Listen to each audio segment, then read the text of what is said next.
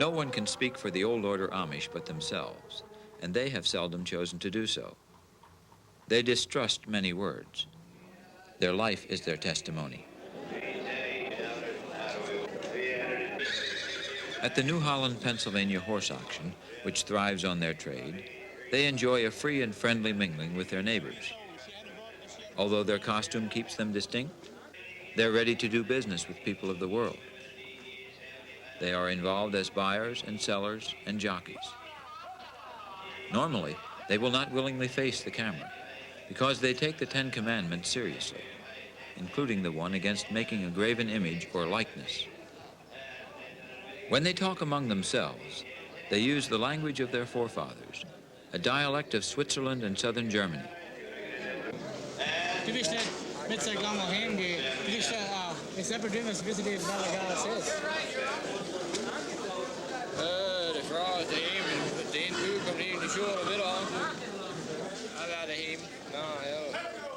They cherish it as the language of their faith and their community.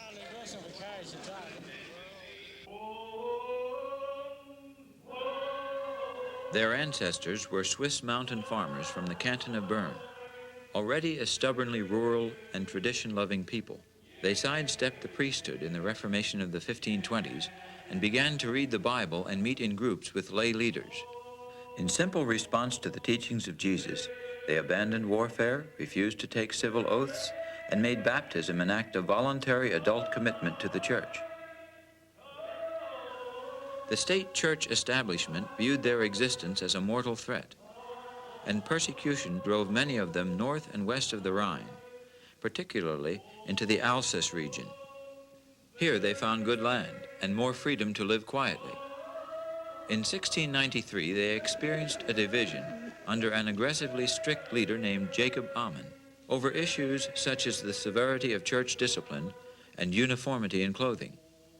Ammon's followers have since been called Amish, and the larger, more liberal group, Mennonites. In these Alsatian villages today, there are no more Amish, as a result of 18th and 19th century migrations to America. In the New World, religious tolerance and rich farmland allowed the Amish to prosper.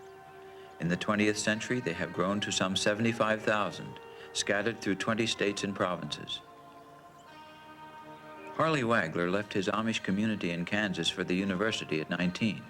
He tells what it's like to grow up on an Amish farm.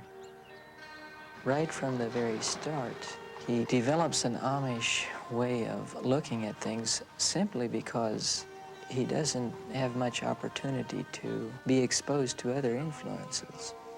So that you are extremely conscious of your family, your home setting.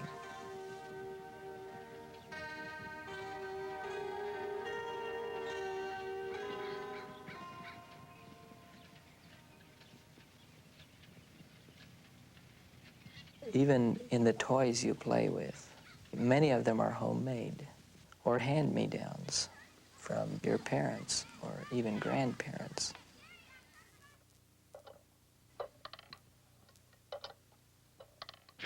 You are very close to nature. I remember I used to spend hours as a child walking out through the trees, looking at insects, birds, animals. They fascinated me. And it was part of my growing up.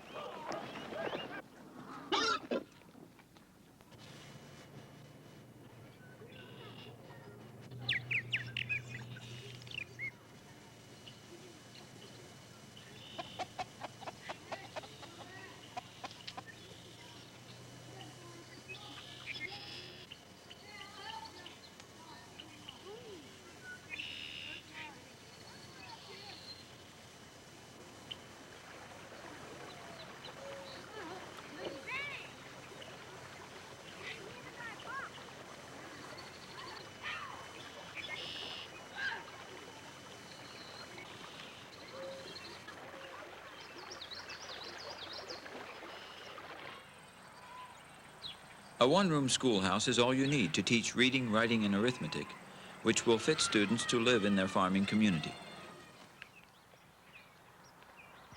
When the larger society discarded the 19th century type schools, the Amish set up a system in order to preserve them for themselves. Here, the father can be confident that his teaching at home is not canceled out in his children's education. As a lay trustee, he writes and signs the rules for the school he pays for without state funds. Textbooks printed by an Amish publishing house stress the virtues of humility, duty, truthfulness, kindness, and orderliness. Teaching about God is often considered too sacred for the school and left to the church and home. The teacher is usually a young woman with a grade school education who has shown aptitude in learning. The Amish teach their children two languages, generation after generation.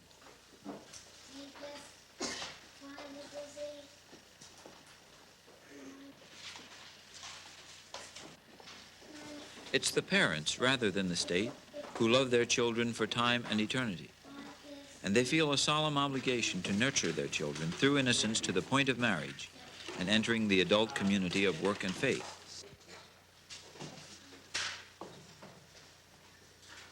Between the time when parents yield their control over their children's minds and the time the community takes over, the peer group is of extreme importance.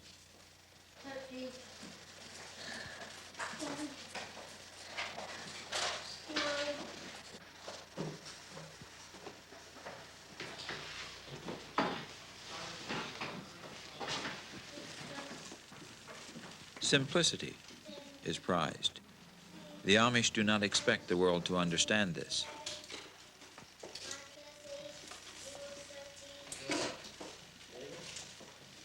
Learning or reading as ends in themselves are seen as detrimental, since they do not prepare a person with the practical skills and tastes needed for life in an Amish community.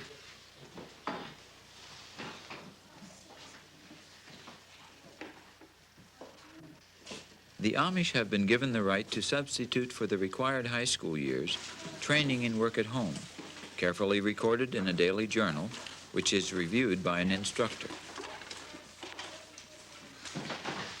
By the time Amish children are 14, most of them prefer to leave school for practical, vocational activities. Their families need them economically, and that gives them a sense of worth.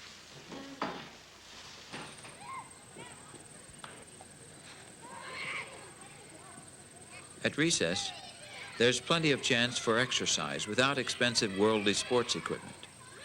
Physical and social enjoyment, rather than competitiveness, is the point of the game. The Amish were deeply moved by the words of Chief Justice Warren Burger in the landmark Supreme Court decision of 1972, which recognized the legality of the Amish educational way within the American system.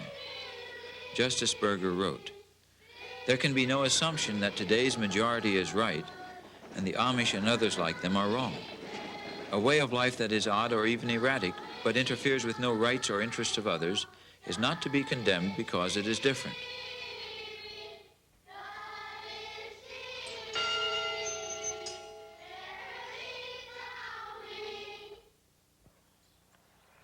An Amish farmer's horses are a prized possession.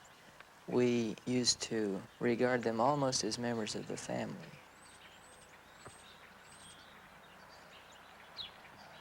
We always fed them very well, took care of them very well during the winter. Horses have their own personality anyway.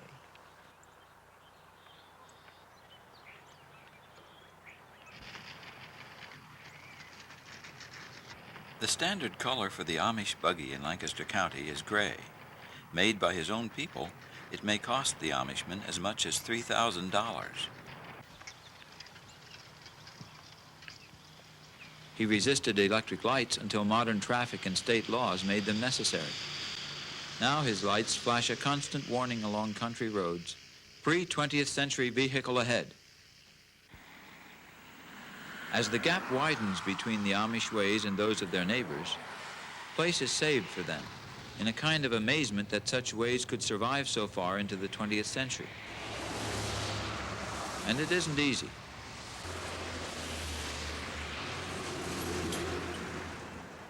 Clothing, like all other aspects of Amish society, is strictly defined by what the Amish call their ordnung. The ordnung is the set of rules which the ministers present. This is the set of rules you live by. Having stopped the clock of style centuries ago, the Amish make their clothing express obedience to the ordnung of the congregation and the suppression of hochmut, or pride. The opposite of pride is demut, or humility. Demut is, it is what you would like to be characterized by, because this is godliness. They delight in the natural colors of the earth, but they very carefully control the use of those colors so that they never become a means by which the individual asserts himself or herself over against the community. Innocent children are not in as much danger of exploiting color for egotistic purposes, but even their dress must declare their identity.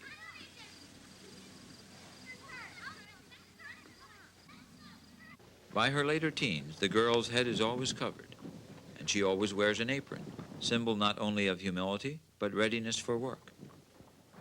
On weekdays, a kerchief may be allowed, but when meeting the public or on Sundays, she wears her cap neatly starched, and a Sunday dress which will later serve for weekday use.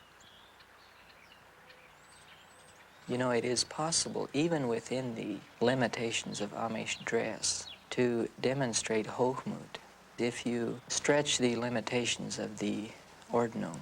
For example, at home, we were not to wear pockets on our shirts because you could put nice things in here and these would be visible. Some of the young people would wear these. This was in a sense rebellion, but it was also hochmut. It was one way of saying, look at me, look at what I have that you don't have. That is hochmut. And it's very important, especially for a married person, not to demonstrate this. Demut is the thing that you must strive for. It shows in the simple, old-fashioned profile of their houses. When they buy a farm, they will not destroy what is already built, though they may tear out the electric wiring.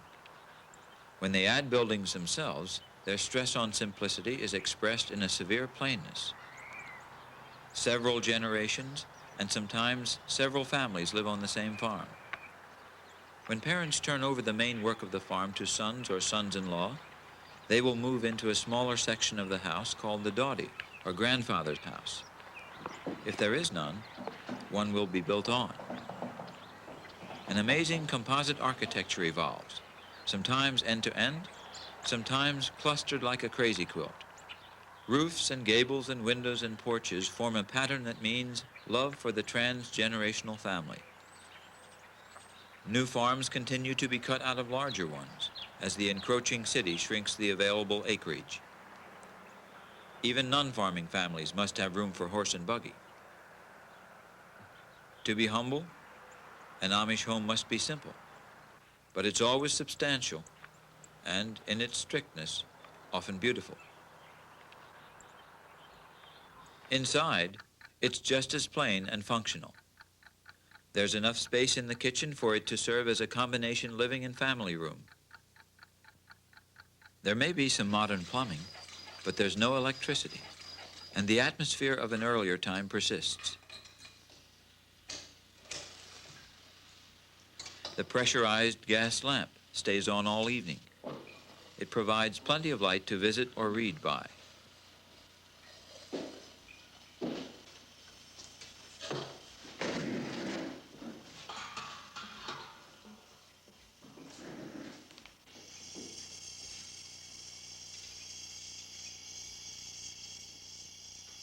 Reading material is usually limited to devotional, historical, and practical subjects, with some harmless fiction and several regular Amish periodicals like The Diary or Family Life.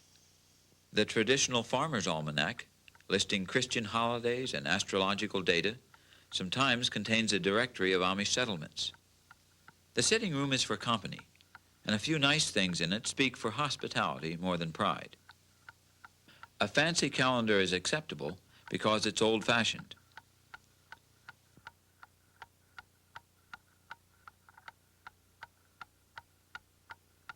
Consciousness of the family extends back through the generations. Students of genetic diseases have turned to the Amish family records for research data. The Word of God, in German, has the place of respect in the sitting room. Plenty of chairs provide for long Sunday afternoons of visiting. The strictest of the Amish would have no upholstered furniture. Folding doors can be opened to make a large area for church services at home. By Saturday afternoon, preparations for a day of worship and visiting are nearly completed. The Amish don't go to a church. Their church meets in their homes. A special wagon transports benches from house to house.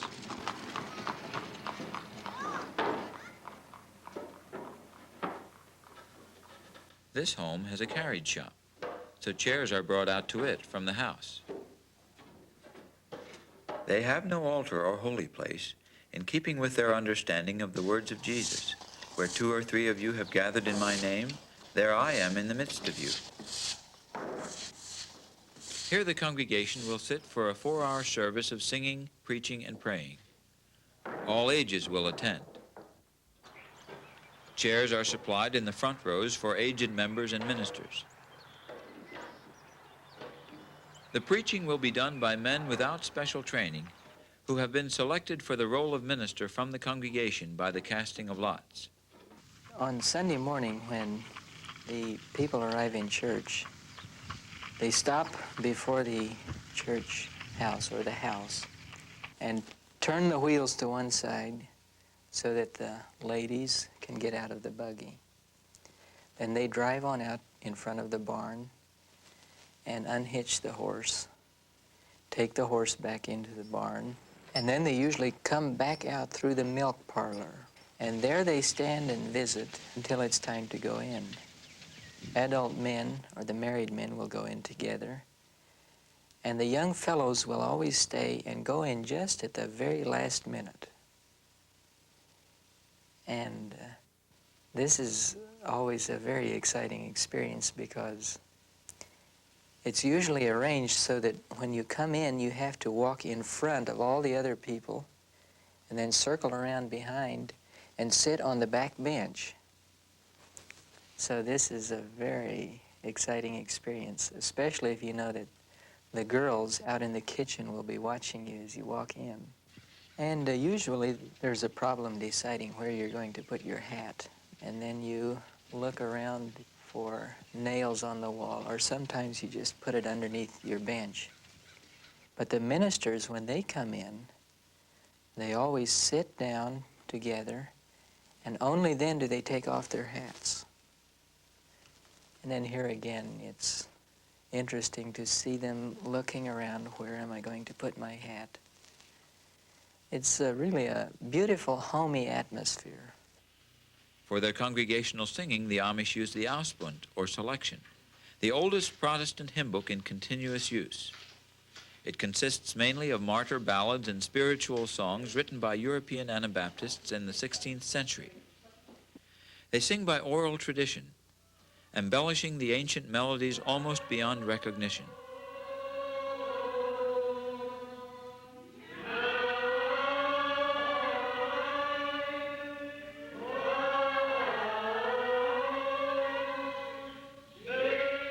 Men are in one room and women in the other. And usually the minister stands in the doorway between these 2 rooms so that he can speak to one group and then the other.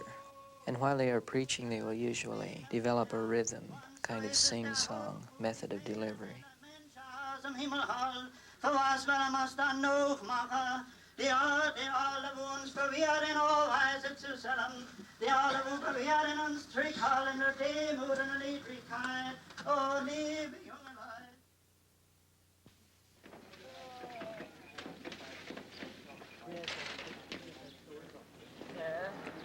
While the automobile was driving most blacksmith shops out of existence, this father and son saved their occupation by moving into an Amish Mennonite community.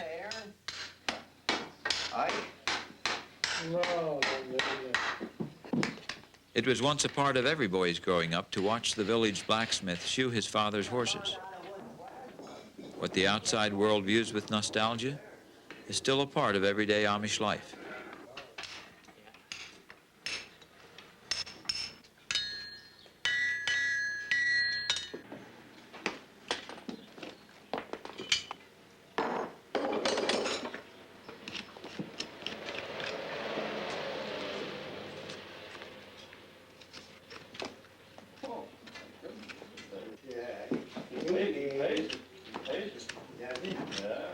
You walk crooked, that's the reason.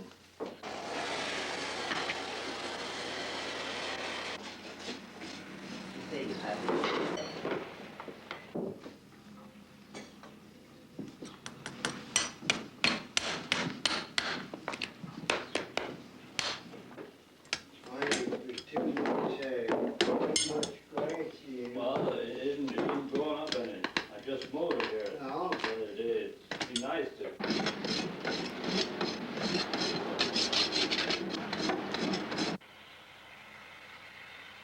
Old steam tractors are kept in shape by the Amish, who use them to steam their tobacco beds in order to kill weed seeds and fungus before planting the tobacco.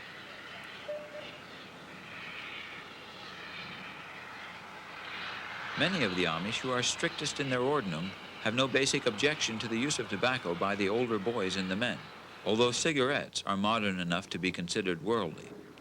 There are large groups of Amish, however, who consider smoking a sin and do not want to be identified with it. Those Amish who still grow tobacco consider the issue more in terms of the handwork involved than the more modern question of public health. Since the Amish count on their work to bind their families together, some of them tend to regard the giving up of tobacco raising merely as the loss of willingness to do old-fashioned hard work.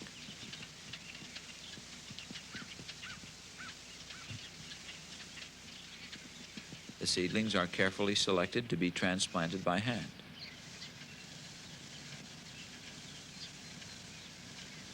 Three generations make a team.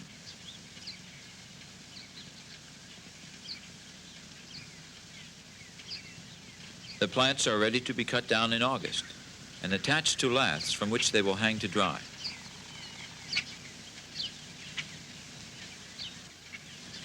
By September, they are hanging in slotted sheds and barns where they will be stripped from their stems and baled during the winter months.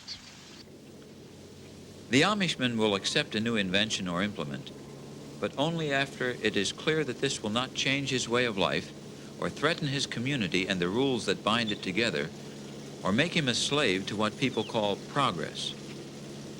Once he is allowed by his church the use of a side delivery rake, he outfits it with his own kind of wheels, minus rubber tires. Too much mobility would make the pace of life hectic. It would be too modern. Some old order Mennonites who share this dislike of modernity have decided that they can accept tractors, but only with steel wheels. The old order Amishman is not yet ready for self-propelled equipment. This, he fears, would set off a chain reaction whereby everybody would follow the principles of efficiency and convenience to the neglect of humility and communal discipline. Still, he doesn't object to the internal combustion engine and places it on horse-drawn equipment without any concern for his neighbor's inability to figure out what seems to be an inconsistency. It makes sense to the Amishman. It simply means that he will not let modern technology run away with his community or his family at its own pace. He'll accept some progress, but he won't sacrifice to progress all contact with the past and its virtues. He will keep the simple rhythms and human-sized implements that will allow him to live humbly, in community, and in a friendly relation with the earth God gives him, and to save what the machine would waste.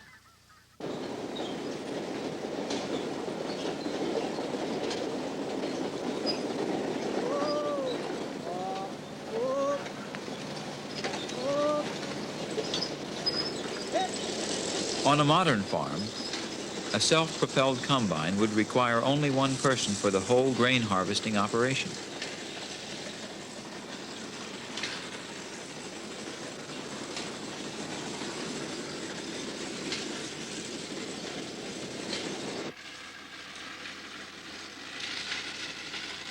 What the Amish lose in speed, they gain in fellowship. Work, under the right circumstances, is as enjoyable as play. Shared work is, in many cases, the Amishman's recreation.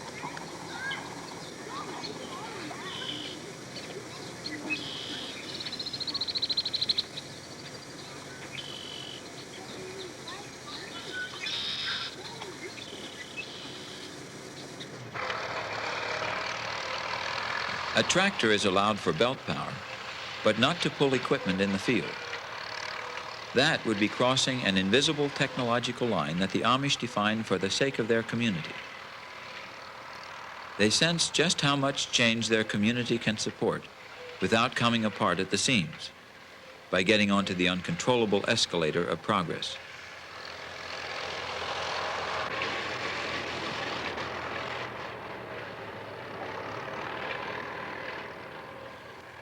By resisting technological change, or at least slowing it down to controllable speed, the Amish also keep their old people from becoming obsolete as fast as the machinery of their youth is outmoded.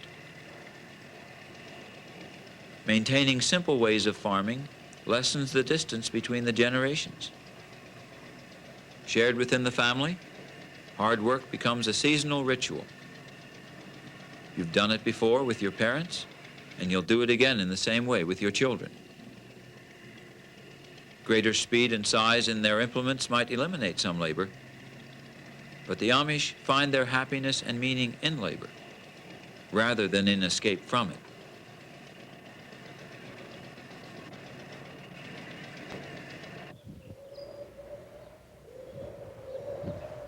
If our electronic civilization should fall, the Amish might be the last to miss it.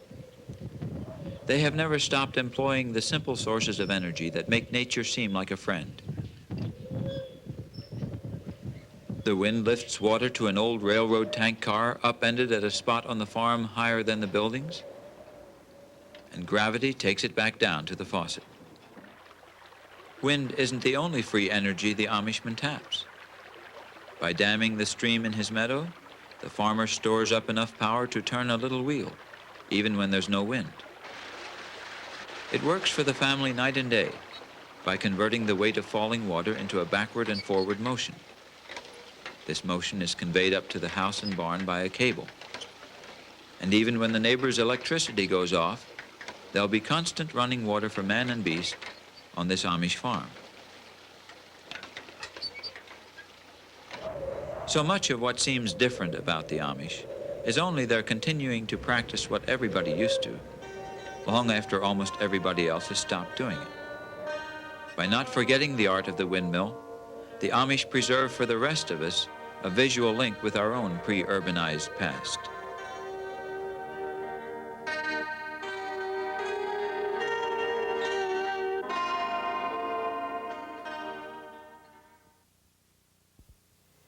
John A. Hostetler, author of the book Amish Society, grew up on a Pennsylvania Amish farm.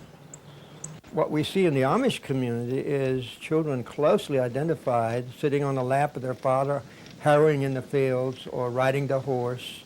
First, of course, he helps to do things with his mother and father, whether perhaps in the garden or perhaps in the chicken house, and to imitate the adults in various ways. I remember when I was a kid, I was so fascinated by the thrashing we did on our farm. And I made myself a little thrashing machine. That was pure imitation of what my older brothers and my father were doing. And I could identify with that. He begins to work as soon as he is physically capable. You ask him to gather the eggs as soon as he's able to carry a bucket out into the chicken house. He is taught to have responsibility.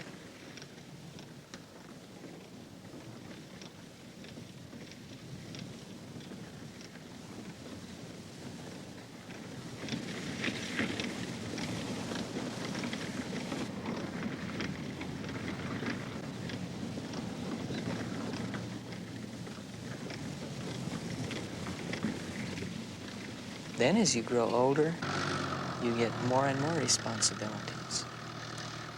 And then eventually you get to the place where you can do the chores so that if Dad is gone, he doesn't have to worry about being at home on time. And it's very serious to accept your responsibilities and fulfill them. You like play very much too. But in order to enjoy play, it's good to have some work done so that you feel you deserve play. At farm auctions, Amish and Old Order Mennonite boys sometimes play cornerball, a form of dodgeball with a homemade leather-covered ball thrown from four corners. Here the Mennonites are throwing, and the Amish are in the ring. When he's hit, he has to leave the ring. If the thrower misses, he's out. The game will go on most of the day. Sometimes there are two games, one for the smaller boys.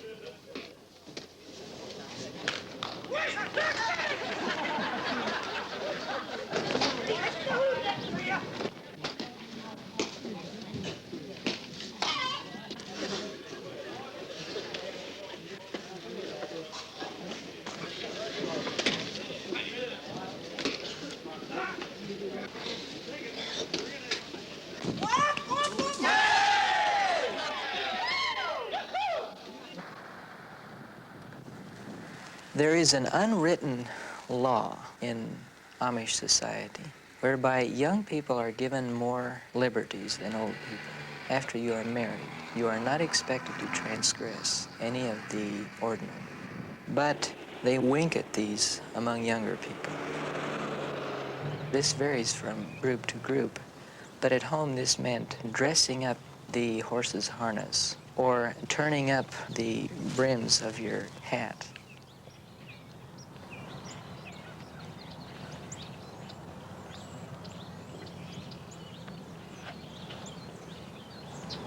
A girl would start attending the singings, where they get together for hymn sings on Sunday night at perhaps 15 or 16. The boy, generally 16 or 17.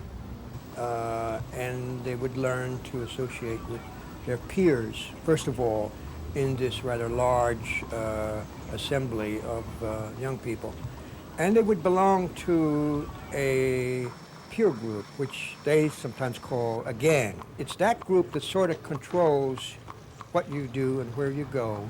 In fact, you may go to this for a whole year before you even have a date. A young boy would be embarrassed to ask for his first date, so he'd just wait. He would ask his sister to ask a certain girl for a date, whether he could take her home that night in the buggy, see. He's proud of his horse and proud of his buggy. I spent many weeks laboring lovingly over my buggy. You want to have a good harness, and you like to have 8 or 10 ivory rings on the lines that stretch back from the horse to the driver. The first girl I dated, I said, I hope you don't think I'm kindish or foolish for having dressed up my buggy so much. Oh, no, she said, I think it's beautiful. Amish girls lovingly build up a trousseau as they anticipate marriage. They almost never plan for independent careers. As long as a girl wishes to be Amish, she finds women's liberation ridiculous. But if she becomes marginal in her loyalties and begins to look elsewhere for her identity, it's another story. I think the Amish child working as he would, doing a full day's job from the age of 16 to 21, has a lot of time to think as he's working in the fields with horses and deep sleep at night. I think the meaning of life becomes focused so that the person may perhaps reject it for a year, or he may become somewhat marginal, but eventually comes back and makes a decision. Now, if he decides to join and later leaves, obviously he will be excommunicated and shunned because he would have broken a vow.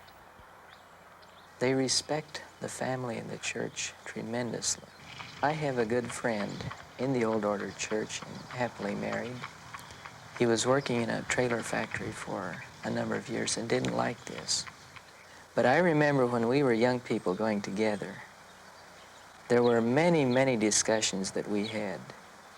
Since the option was open, do we want to join a church where we can drive cars and have radios and telephones and things like this, or are we going to stay in the Amish church and be faithful to our heritage? He stayed in the church. He's very happy. He has a nice Amish wife and 2 children, and they live just as simply as his parents did. And I also think he is satisfied with himself because he feels that he has not betrayed his parents. He said, it's much better to be back on the farm because you are closer to God.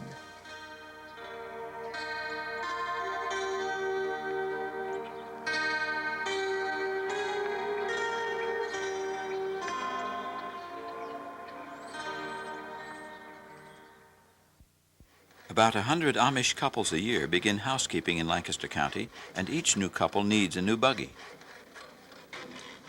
Making these and replacements for worn-out or wrecked buggies provides work for men who are crowded off the farm.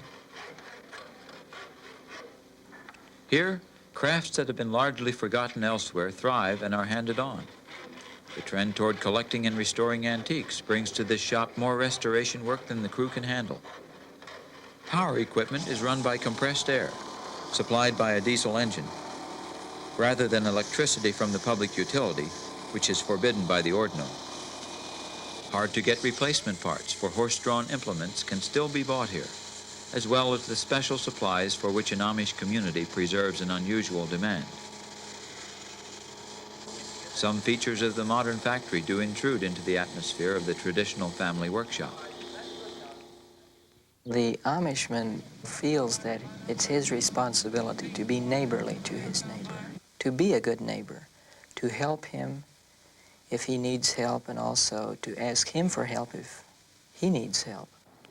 They will not hesitate to ask a good neighbor for automobile transportation, though once they join the church, they may not own cars themselves. While they do use some folk remedies and would not study medicine in a university, they appreciate and gladly pay for good medical and hospital service. The same goes for the telephone, which they may not have in their homes. That would allow convenience to dictate the family atmosphere, rather than simplicity and loyalty to the congregation of Christ, which they call the Gamay. And keeping the little telephone booth on the other side of the road, or halfway in the lane, or at least no closer than the porch, holds the proud world at a controllable distance from the minds of the precious children.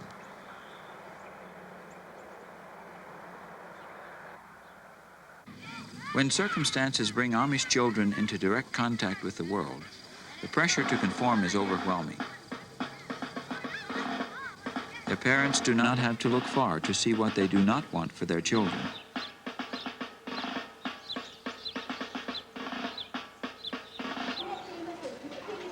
At home with the daily chores is the safe place for Amish children to grow up.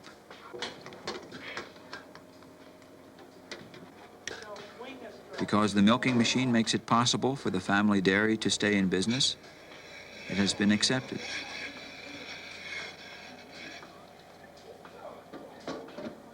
Economic pressures have forced them to reconsider an earlier ban on bulk milk tanks. They are constantly struggling with questions. What should we permit and what should we not permit? They did not permit bulk tanks for many years, but they have just permitted them in order to keep more of the Amish farmers working on the farm rather than having to go to the trailer factories or somewhere else. It isn't as cut and dried as we think, perhaps. The Amish like to do business in one-to-one relationships where they can buy and sell what they raise or make or bake at home. There's a simplicity and directness about a farmer's market that make it, with the public auction, one of the few places where the Amish meet the world freely without any threat to their way of life. Here, give me that package when you get to the edge.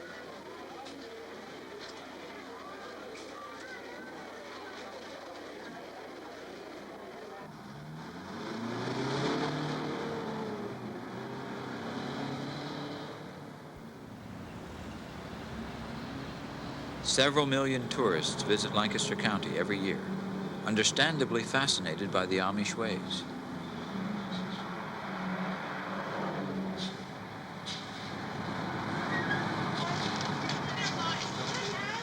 Whether the Amish are responsible for this or not, they are going to be affected by it.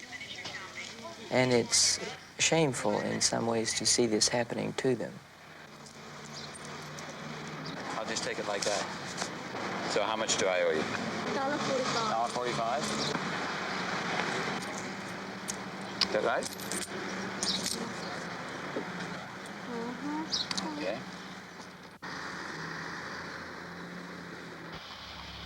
A local Amishman expresses his mixed feelings. I don't know what they read in some of these cities and so on, but I don't know what they expect to see, really. But shoemaker right across the road from the bank, and there's a tourist stopped there, and he come in and asked Mose Byler, he was an old Amish man, he asked Mose where you can see the Amish people. Well, he said, you just drive up the road here, you might meet some. And he was talking to one. So what they expect to see, I don't know. Well, they advertise for it. They advertise for it. I mean, they're prepared for it. They expect it. That's why they've got all that tourist traffic. It's so hazardous on the roads. You're driving along with your horse and wagon, and a tourist may be coming this way and a car in back of you, and the tourist will just stop sometimes right in the middle of the road to see what's coming, you know. They're really a nuisance, if I dare say that. They are. They want to talk to you, and if you're busy, some of them don't even know what they're asking you. You know? The Amish are literally, they believe, in the hands of God. There are increasingly accidents on the road, and it's a problem for the Amish people to cross the major highways. Accidents will happen, and I think the Amish are somewhat resigned to them.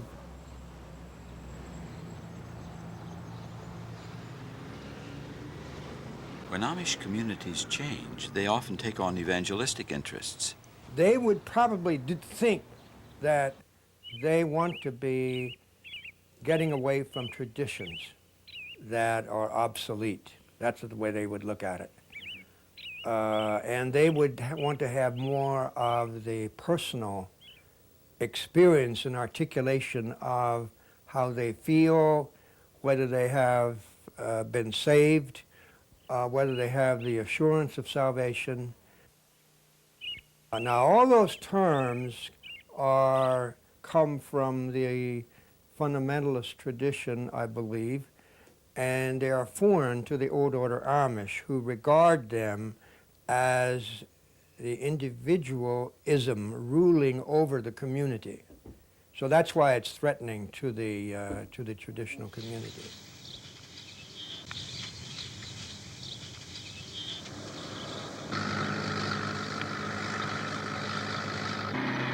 With their rural neighbors, Amish farmers are unable to match the prices developers are willing to pay for open land. Yeah, this land situation is a problem. I mean, the young man that wants to start up farming, and his dad can't buy a farm for him, he just licked. And he can't buy a farm and stop it. It's just out. Those Amish who want their children to stay on the soil really have to move out of Lancaster County. There are no more farms for them. So they have started new small communities elsewhere. Those who have decided to stay are going into craft production and making things that can be sold at the end of the farm lane or in tourist shops and so on. I think we have to wait and see what will happen, but I do think that many of them are surviving.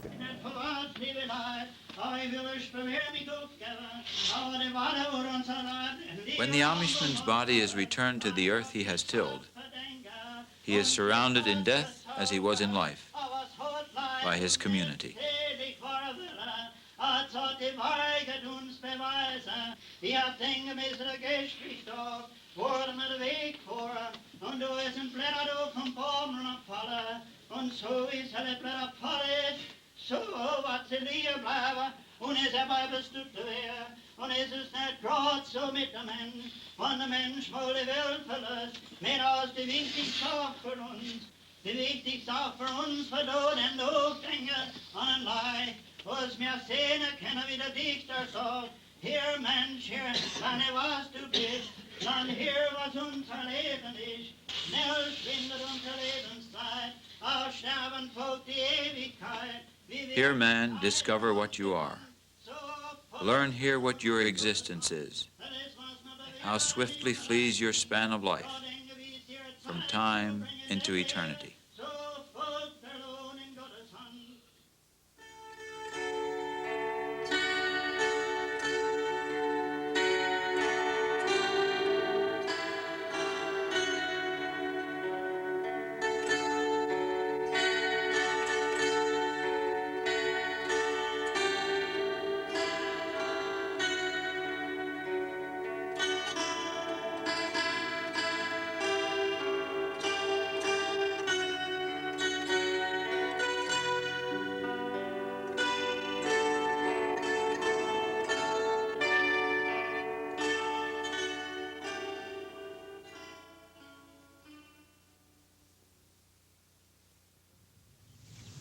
The strength of the Amish community is dramatically visualized after a barn or house burns.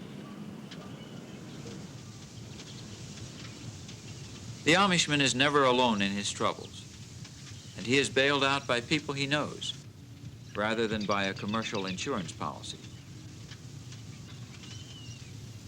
Of course, the barn, after it burns down, and there has to be a cleanup period for a couple, perhaps a couple of weeks, and a preparation for raising the barn, and that is done by experienced, you might say almost semi-professional Amish builders. And then when they are ready to put the beams together, that's when everybody comes with a hammer and a saw, whatever it is you can do best with. You bring your own tool, and you simply gang up with somebody else and work together.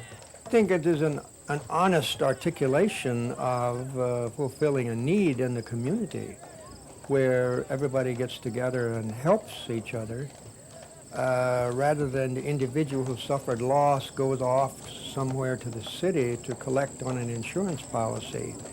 And then he still has to do it himself in a kind of bureaucratic way because he has to make contracts with people to do it. In the Amish fashion, it's simply people getting together, realizing that they are needed and they do contribute, and restoration of loss, I think, is perhaps symbolic also of their religion. The Amish emphasize doing rather than saying. Affirmation of belief is important, but doing is highly emphasized. You know, people are not invited to come, but they simply come. A non-Amish person or neighbor may come to help. For the Amish, it's a functional thing. It's a mutual aid and a restoration of property, but for the outside world and the neighbors who come and look, I think it is an enactment of a symbol which they themselves have sort of lost.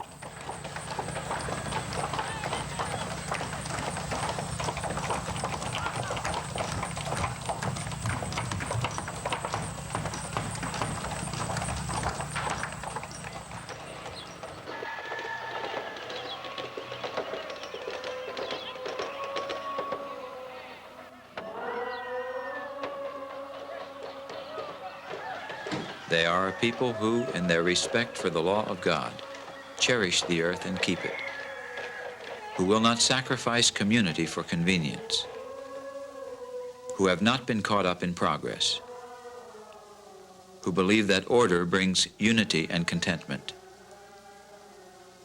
A people who have not yet been able to accept fully the first stages of the Industrial Revolution, though they live in its latter phase. A people who don't discard the past, who fear pride, and who don't argue with nature, who know how to accept limits, who live what they believe. A people who are in the world, but not of it. A people of preservation, a people of God.